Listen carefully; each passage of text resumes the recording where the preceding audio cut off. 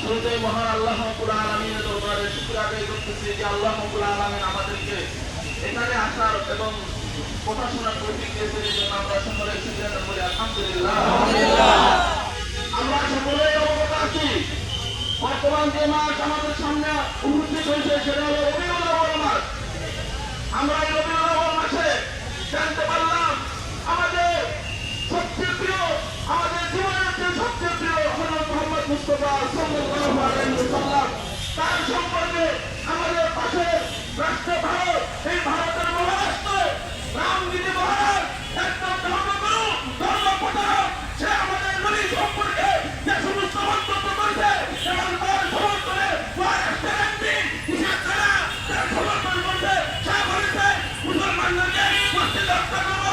ভারতের মোদীর প্রধানমন্ত্রী তিনি তার বিধান না করো তাহলে সারা পৃথিবী থেকে 200 কোটি মুসলমান তোমার বিরুদ্ধে লং মার্চ করে তোমার বিরুদ্ধে তোমাকে দাঁড়িয়ে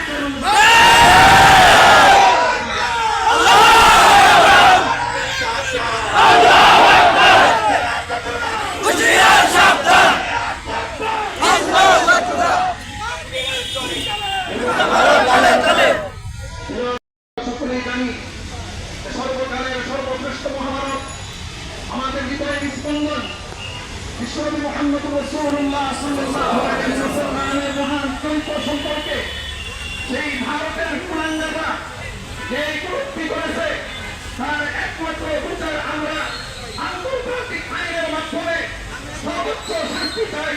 এটাই আমাদের প্রাণের দাবি। এই প্রাণের দাবি করা না করা পর্যন্ত আমাদের আন্দোলন, মুসলিম জাতির আন্দোলন সারা বিশ্বে চলবে এবং চলবে। আল্লাহ পাক আমাদের আজকের আশা এবং এই ধারণকে কবুল করেন সকলে বলে আমিন।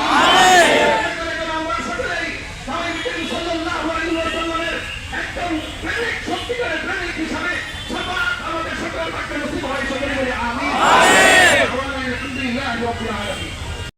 ভাগ্যত আছি, ভাগ্যত থাকবো বলে মুহাম্মদ রাসূলুল্লাহ ইসলামকে নিয়ে যখনই কোনো পাগল মন্তব্য করবে এর প্রতিবাদের জন্য আমরা সকলে সঞ্চনা করতে থাকবো। আর এ পর্যায়ে আজকের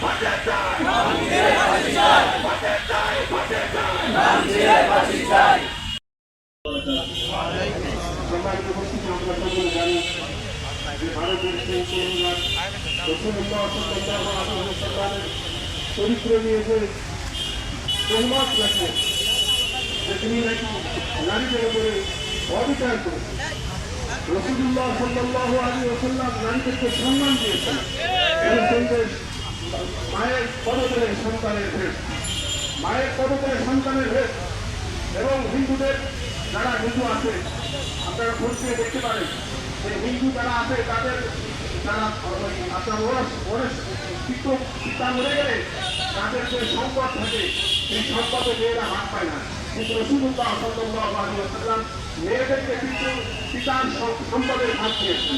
এটা তো ইসলামেরই কি ঐতিহ্য, ইসলামের বৈশিষ্ট্য। এই জন্য ভাই আমরা সকলেই আমরা ইসলাম ব্যাপারে রাসূল সাল্লাল্লাহু আলাইহি ওয়াসাল্লামের জীবনী সম্পর্কে বেশি পড়াশোনা করি। আল্লাহ আমাদের সকলকে তৌফিক দান করেন। কিন্তু ঢাকাতে আমার সর্বশেষ বিষয় আপনারা অনেকে হয়তো ছিলেন।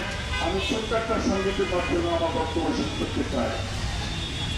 সরকারকে আবেদন, সরকারকে আবেদন আমরা জানাই, আজকে মোরতাদ মুক্ত বাংলাদেশ চাই, মোরতাদ মুক্ত বাংলাদেশ চাই। নাস্তিকতার খোঁজা তহির কারণে আজ অশান্ত রাত্রি, এদেশে জন্মেছে তাই তসলিমা নাসরিন। ইসলামের নাস্তিক মুরতাদ মুক্ত গোটা বিশ্ব চায়, মুরতাদ মুক্ত বাংলাদেশটা চায়। স্বচ্ছতায় মসজিদেতে দিনের আজান, মুঘল খতিব বলছে কবি শামসুর রহমান, দিন ইসলামের মর্যাদা সে বুঝতে পারে নাই। নাস্তিক মুরতাদ মুক্ত বাংলাদেশটা চাই, নাস্তিক মুরতাদ মুক্ত বাংলাদেশটা চাই। আখির দাওয়ানা আমি আলহামদুলিল্লাহ রাব্বিল আলামিন। জনতা আমাদের অনেক ওলামায়ে কেরাম আছেন, সংক্ষিপ্ত বক্তৃতা পেশ করবেন। এ পর্যায়ে আমাদের সঙ্গে অতি সংক্ষিপ্ত বক্তৃতা পেশ করবেন কেন্দ্রীয় ও মসজিদের সম্মানিত ইমাম হুজুর